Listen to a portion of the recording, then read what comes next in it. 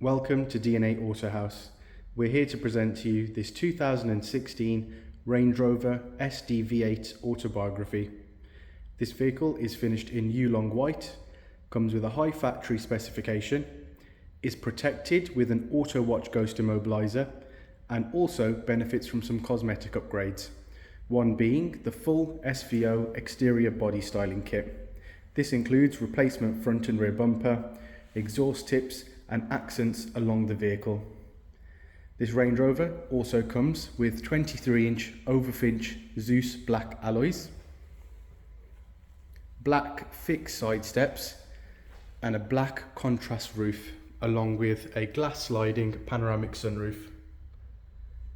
As part of the factory specification, it also includes radar guided adaptive cruise control along with automatic xenon headlights.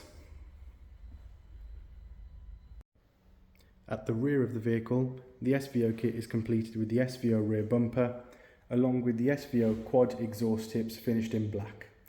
This vehicle also comes with a reverse camera, but also a 360-degree surround view camera, and also comes with an electric deployable tow bar.